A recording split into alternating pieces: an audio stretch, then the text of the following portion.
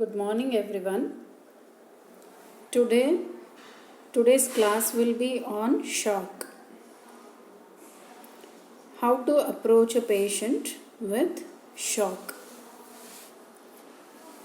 Shock is a clinical condition of organ dysfunction which results from an imbalance between cellular oxygen supply and demand.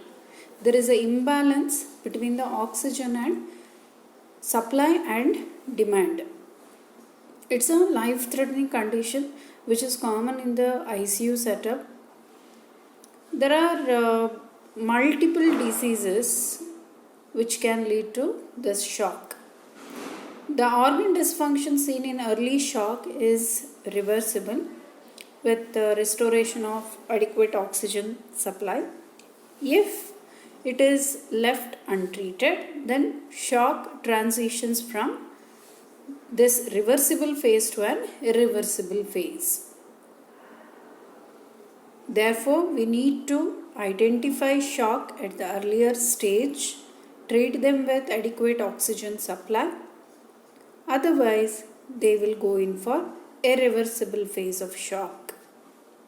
And death also can occur because of multi-system organ dysfunction, that is MSOF.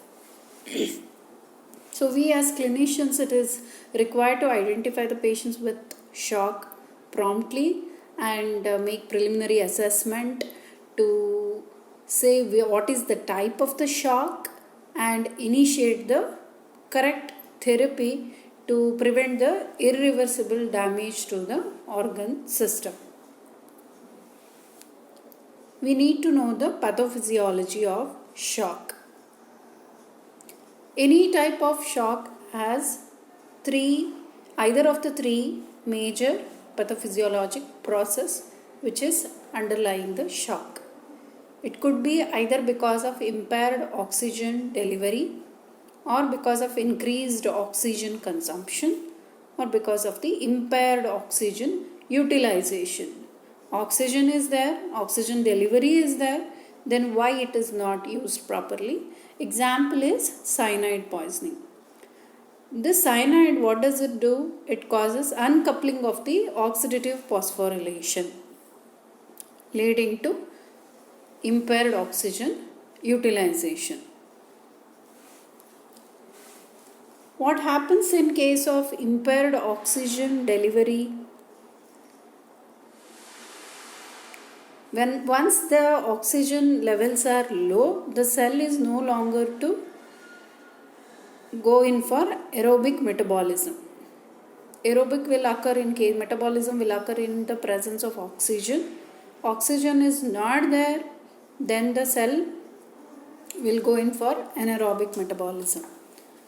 In aerobic metabolism, cell will metabolize the glucose to pyruvate, then pyruvate will enter the mitochondria, then ATP is generated via oxidative phosphorylation. This sufficient amount of ATP will be utilized to maintain the normal homeostasis of the cell. If there is no adequate oxygen supply, then the cells will go in for anaerobic metabolism, where the pyruvate will be metabolized to lactate. Lactate also produces ATP but to a lesser extent.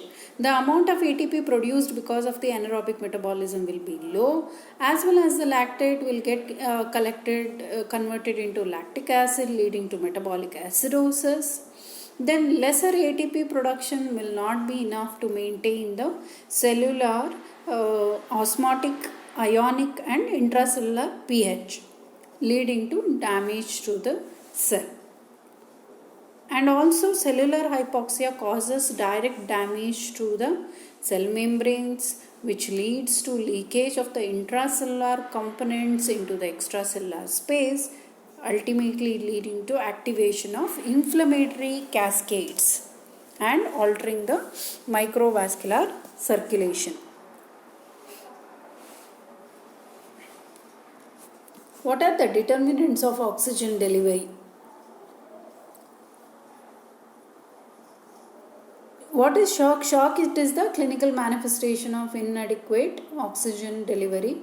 which is compared to the cellular needs. There is an imbalance between the oxygen delivery and the oxygen need. So determinants of oxygen delivery, which is denoted by DO2, depends mainly on two major components. One is the cardiac output and the other one is the arterial oxygen content. Determinants of oxygen delivery is equal to cardiac output into arterial oxygen content, CaO2. So what is cardiac output? Cardiac output is heart rate multiplied by stroke volume, and stroke volume is directly dependent on the preload and contractility of the heart and inversely proportional to the systemic vascular resistance. What do you mean by preload? Preload, it refers to the myocardial fiber length at the end of the diastole, or you can also say it as end ventricular diastolic volume, end diastolic volume of the ventricles. Whereas contractility is the force with which the ventricles can contract, which is independent of the preload. And afterload, it is indicated by systemic vascular resistance, or afterload you can say it as at the beginning of the systole, what is the wall tension of the ventricles, that is called as afterload. It is dependent on the systemic vascular resistance. Then the other component of the equation other than cardiac output, it is the CaO2, that is the arterial oxygen content. So that depends on the hemoglobin concentration in the blood. See, each molecule of the hemoglobin can carry 1.39 ml of oxygen. And also the oxygen's arterial oxygen saturation, how much it saturates. So the hemoglobin content as well as the dissolved oxygen in the arteries or the blood, dissolved oxygen in the blood, that is given by PaO2.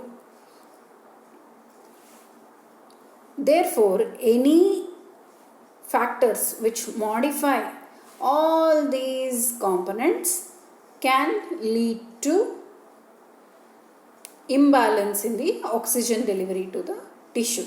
A disease process that affects these variables, that is heart rate, preload, contractility, systemic vascular resistance, hemoglobin level, oxygen saturation, they all have the potential to reduce the oxygen delivery and cause cellular hypoxia.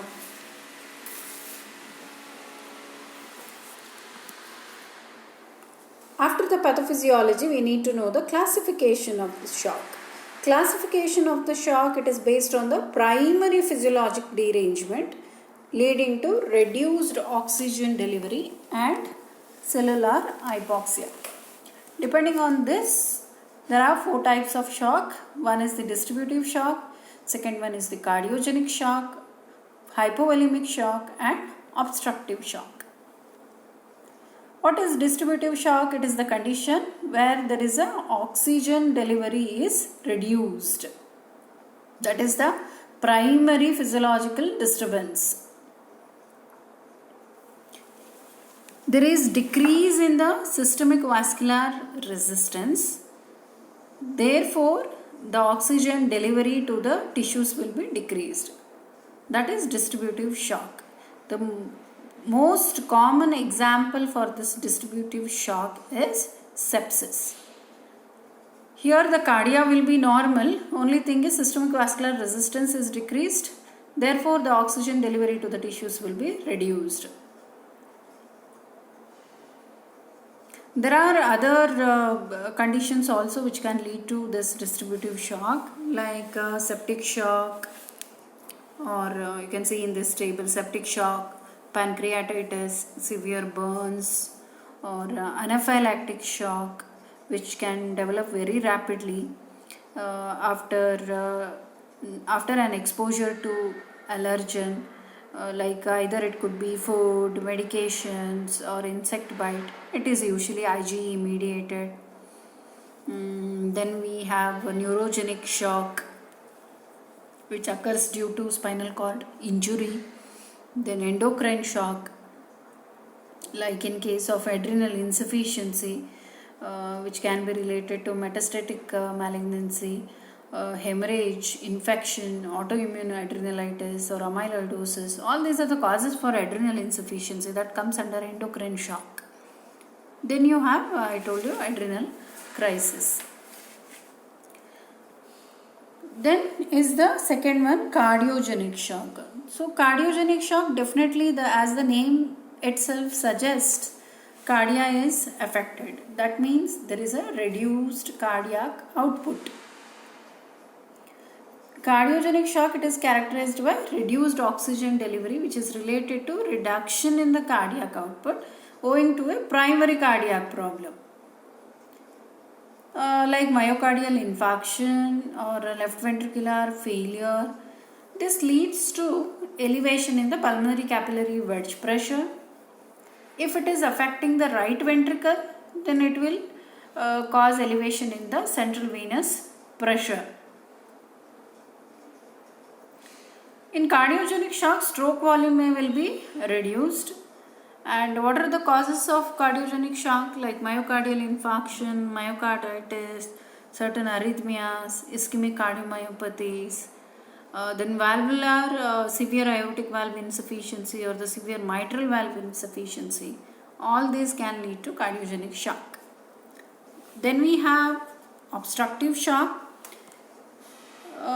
Why does the obstructive shock occurs? Obstructive shock occurs because of the reduced cardiac output. So there is a reduced oxygen delivery due to reduction in the cardiac output, same as the cardiogenic shock. But what happens in cardiogenic shock? The basic pathology is in the heart. But in case of obstructive shock, the basic pathology is an extracardiac process, which impairs the blood flow. So there is an extracardiac cause which impairs or which decreases the cardiac output, leading to reduced oxygen delivery. So what are the causes for this obstructive shock? Like tension pneumothorax, cardiac tamponade, restrictive pericarditis, pulmonary embolism, aortic dissection. These are all included in this type of shock category. Fourth one is the hypovolemic shock. As the name itself suggests, hypovolemic shock means there is a decrease in the volume of the blood, which reduces cardiac output and oxygen delivery. Hypovolemic shock is seen in hemorrhage. It could be hemorrhagic hypovolemic shock, or because of the GI losses. There is severe dehydration due to GI losses. Then burns, third space loss will occur. Also in polyuria, which occurs in diabetic ketoacidosis or the diabetes insipidus. Here again the CVP and PCWP, that is pulmonary capillary blood pressure and central venous pressure, will be normal. You can see this table. Here it clearly shows what happens to the central venous pressure, pulmonary capillary blood pressure, cardiac output and systemic vascular resistance in different types of shock. In distributive shock, what is the main pathophysiology? There is a reduction in the systemic vascular resistance. You can see that here. Then cardiac output will be increased initially in case of distributive shock, because it is said that within 10 minutes there can be extravasation of up to 35% of the circulating blood, which occurs in case of distributive shock. So in the early conditions, early stages, there will be increased in cardiac output, but as the disease progresses, there is extravasation of the blood leading to reduction in the cardiac output. Then what about the CVP, PCWP? That will be reduced in distributive shock. Cardiogenic shock, because the main pathology is in the heart itself. If the right ventricle is involved, then the central venous pressure will be increased. If the left ventricle is in failure, then the PCWP, that is pulmonary capillary wedge pressure, will be increased. Cardiac output will be reduced, whereas the systemic vascular resistance will be increased, compensatory increase. Then in case of obstructive, CVP, PCWP will be increased, cardiac output reduced, systemic vascular resistance is increased, and in hypovolemic shock, heart is not involved, CVP, PCWP will be decreased, cardiac output again decreased, and systemic vascular resistance will be increased. You can see that only in case of distributive shock, cardiac output will be increased in the initial stages, later on decreases, whereas in all other type of shocks, the cardiac output is decreased from the initiation of the shock. There are other types of shocks also, like when all these shocks are present in a combination of shock are present in one patient, then it is called as mixed shock. It is not uncommon, but rarely it can occur in few people. For example, in sepsis induced cardiomyopathy, then both cardiogenic and septic shock can be present. Next slide is on the stages of shock. See, regardless of the type of the shock, all types of shock progresses through a continuum of 3 stages. First stage is the compensated shock, that is also called as pre-shock. Then is the shock, that is decompensated phase. Then you have the irreversible shock. During compensated phase of the shock, our body will utilize a variety of physiological responses so that it can counteract the initial insults which occur due to certain causes, and they attempt to re-establish the adequate perfusion to the tissues and also the oxygen delivered to the tissue. During this compensated phase of shock, there may not be any overt signs of shock because the body is trying to compensate. But if you do the laboratory certain test, laboratory evaluation or the laboratory tests, if you do, you can see that there can be some elevated creatinine levels or elevated troponin levels or mild elevation of the lactate levels can be seen. Then once the host compensatory responses are overwhelmed, then the patient will go in for the shock phase, that is decompensated phase, leading to organ dysfunction. So there will be a direct evidence. You can see that the patient is in shock. Then that time also, if you are not treating the patient or the treatment is not successful, then the patient will go in for irreversible shock and multi-system organ dysfunction. Multi-organs will be involved, leading to irreversible shock. Evaluation of a patient with shock. So there are certain key principles in the treatment of shock. One, need to recognize the shock early. Second one is to assess for the type of the shock present. So already I told you about the 4 types of shocks. In certain types of shock, you can it is much easier to identify the type of shock because the treatment depends accordingly. Therefore, it is required to assess the type of shock.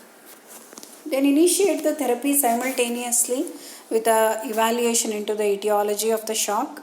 Why? What is the cause for this type of shock to occur? So you need to know the etiology. Then restoration of oxygen delivery is the aim of the therapy. That should be our main aim, because whatever the type of shock might be, the basic problem is oxygen is not utilized properly by the tissues. You need to that should be our main aim, restoration of oxygen delivery. Then finally identify the etiologies of shock which require additional life-saving interventions. These key principles should be kept in mind before going in for the treatment of patient. First is the history. Focused history is essential. Sometimes patient will not be able to give the proper history. Then you can take certain minor uh, uh, history from the patient attenders who will be accompanying them. You can ask about the decreased urine output or any onset of altered mental status, history of fever and any focal site of infection, exertional chest discomfort, palpitation, syncope, then history of hives, rashes, that is facial edema and dyspnea, that is to ask for anaphylactic shock, then history of bleeding or history of trauma. This will help you to come to a diagnosis of shock as well as to find out the etiology of shock. Once history is done, you can start the physical examination. See for the pulse rate or the heart rate of the patient. Is there any tachycardia, bradycardia or any rhythm disturbances are there? Then respiratory rate, which is a very important parameter if the patient is going in for respiratory failure. Respiratory rate, even in case of fever there is an increase in respiratory rate. In sepsis definitely there will be tachypnea. Hypotension, depending on which the mainly it is called as shock. If the mean arterial pressure of less than 60 millimeters of mercury, then you can take it as patient is having shock. But that finding will not be present always. And there are three organ systems which are called as the windows for shock. So those organ systems are CNS, kidney and skin, which can be easily assessed for organ dysfunction. CNS, because patient can have the altered mental status, any new onset of altered mental status, you can ask or you can monitor the patient. Kidney, urine output, definitely you can monitor and ask the patient for decreased urine output. And skin, cold, clammy skin or the warm extremities. These are the organ system which can be easily assessed. That is why they are considered as the windows through which we can identify the organ dysfunction. In case of distributive shock, there will be warm extremity, brisk capillary refill which will take less than 2 seconds, and there will be bounding pulses.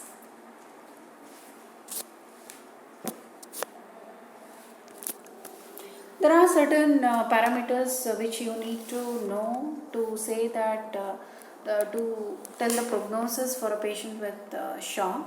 In case of septic shock, especially septic shock, there is one shock index, which is defined as the heart rate divided by systolic blood pressure. Normal shock index is between 0.5 to 0.7. If the shock index is more than 0.9, it indicates that the prognosis is poor and the patient requires blood transfusion. So this is for the shock index is for the hypovolemic shock. Okay, so if it is more than 0.9, it indicates that the patient is having poor prognosis, as well as it says that the patient requires a blood transfusion. Then there is one more score is there, which is called as QSOFA. All of you must have heard of. That is called as Quick Sequential Organ Failure Assessment Score. It is a rapid assessment tool. Actually, there are 6 system involvement or the 6 system involvement parameters are used to tell the SOFA score. But in QSOFA, we are using only 3 parameters. That is the systolic blood pressure less than 100, respiratory rate more than 22 cycles per minute, and if there is altered mental status. These are the 3 parameters which are used in quick SOFA. If it is more than 2, so 1 score should be given to all the 3 parameters. If it is more than 2, then it is a concern of infection, and it is associated with greater risk of death, and prognosis is very bad if it is more than 2. Altered mental status, you can also take the Glasgow Coma scale. If that is less than 15, then you can tell it as the patient is having altered mental status. That is quick SOFA score, which you need to remember in case of shock. After physical examination, you have categorized the patient into mild to moderate or the severe risk group, and the prognosis also you might have you will do with the help of this quick SOFA score or the shock index. You can categorize the patient. Then you have to send for certain blood investigations. You have to diagnose it. You have to confirm your diagnosis or find out the etiology. How you are going to do that? By doing certain blood tests like renal function test, which will indicate the early renal involvement or the early renal failure. Then you can do the complete blood count. If you see there the total counts, then it can raise the suspicion of an infective process, but it is not always diagnosed as, because in case of because WBCs also act as a acute phase reactants, so it can be elevated in other kinds of stress as well. So once the total count is elevated, definitely it should raise the suspicion of infective process. Check for the serum electrolytes, then cardiac enzymes can be done, an acid blood gas analysis, which is very important in a patient with hypoxemia, to check for what is the type of metabolic derangement which is present, metabolic or respiratory derangements which are present, which can be treated with. If there is pH is less than 3.5, patient is having acidosis more than 7.35, alkalosis, accordingly you can plan your treatment. Next investigation is ECG, electrocardiogram, which is essential to evaluate the patient with shock. Even though the patient is, you are not suspecting the cardiogenic shock, you have to do ECG for all patient. In ECG, one important thing is all patients with shock will have tachycardia. Other than that, arrhythmias you can recognize. In case of pulmonary thromboembolism, there is one pattern called as S1Q3T3 pattern, which should raise the suspicion of pulmonary embolism. Then go for echocardiography, which is help to categorize the shock, because ECG will have changes in all types of shock. Then you need to find out the cause for this cardiogenic shock. Then better to go for echocardiography. Either you can do the transthoracic echocardiography using 2D echo and M mode, and it is very difficult to perform transesophageal echocardiography when the patient is in shock. So better to go for the transthoracic echocardiography. Also you will assess the left ventricular function, ejection fraction. Once you have confirmed your diagnosis, we will see how to treat the patient with shock. As soon as the patient enters to the emergency department, check for the temperature, check for the pulse rate. These are the vitals. That is why they are called as vitals: temperature, pulse rate, blood pressure, respiratory rate. Very important. You are checking those things.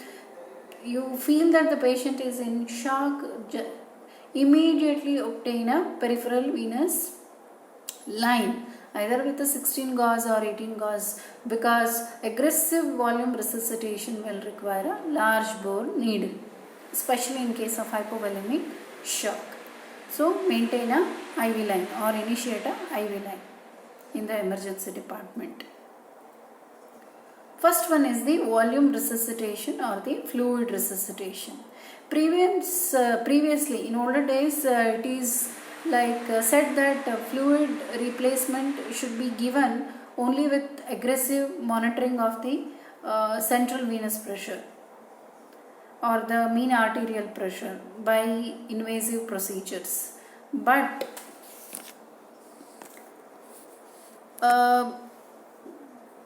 nowadays it is not mandatory to go for the monitoring of central venous pressure. So according to one campaign that is called as surviving sepsis campaign, in a patient with sepsis, you can give a minimum of 30 ml per kg of fluid resuscitation as soon as you see the patient. It is not mandatory to monitor the central venous pressure or the mean arterial pressure. This is called as early goal directed therapy. Then you have vasopressor and inotropic support. See, vasopressor, because all the patients with shock will be definitely with low BP, so you need to increase the blood pressure or maintain the blood pressure, normal blood pressure. For that you require vasopressor and inotropic support. In case of septic shock, norepinephrine is the drug of choice. Okay. So, because it acts both on the alpha 1 and the beta 1 receptor, alpha 1 will cause a vasoconstriction. In case of septic shock, there will be vasodilatation and reduce systemic vascular resistance. To increase that, or increase the systemic vascular resistance, or to maintain the vascular tone, this norepinephrine will help by acting on the alpha 1 receptors on the blood vessels, leading to vasoconstriction, and also it acts on the beta 1 receptor, so that it acts on the heart to increase the positive inotropic and chronotropic effects. You can use the epinephrine also, but it is having lot of side effects like tachyarrhythmias, myocardial ischemia, and decreased splanchnic blood flow and acidosis also. That is why epinephrine is avoided. The second line of therapy, or the add-on therapy to norepinephrine in case of septic shock, is the vasopressin. Vasopressin, which acts on the vasopressin receptors, and it reverses the vasodilatation and it distributes flow to the splanchnic circulation. So it should be always used as a supplement to norepinephrine therapy, not as a not as a alternative to norepinephrine. It should always supplement norepinephrine. For patients with cardiogenic shock, dobutamine is the first line, which acts again both on the beta receptors and minimal effect on the alpha adrenergic receptors. Beta 1 receptor, it increases the inotropy, and beta 2 effects will lead to vasodilatation, which decreases the afterload in case of cardiogenic shock. Then is the oxygenation and ventilatory support. So, in addition to cellular hypoxia in patients with shock, they will also have the respiratory failure, that is hypoxemia also will be present. Therefore, it is required for patients with shock to maintain the oxygen saturation between 92 to 95%, either by supplemental oxygen therapy using the face masks or the nasal prongs, or to maintain the SpO2 to 90 to 95%, you may need to intubate the patient and can initiate the mechanical ventilation. This will promptly reduce the tissue hypoxia, and also if the patient is having sepsis, multi-organ dysfunction syndrome and all, definitely patient would have gone in for ARDS. Then mechanical ventilation becomes mandatory to treat these patients. Need to keep in mind how to treat the ARDS, that is with optimal PEEP and low tidal volume, to avoid the barotrauma and volutrauma for lungs. The last one is the antibiotic administration. Any sepsis, septic shock, they are the common causes of shock. So depending upon that, higher antibiotics should be started, and also send for culture sensitivity of the blood or the particular septic sample to tailor your antibiotic. Specific, after these are the in general how to manage the shock. Once you know the exact cause and type of shock, you can completely tailor or completely give proper treatment to particular type of shock, which depends on your history, physical examination and diagnostic testing. This is in general what is shock and what are the pathophysiology of shock, how you are going to classify shock, types of shock, stages of shock, then how to evaluate a patient with shock and manage a patient with shock. Next class I will take particular types of shock like septic shock, which is very important, as well as the cardiogenic shock. These are the two types of shock which are very important to know and to treat as well. Thank you.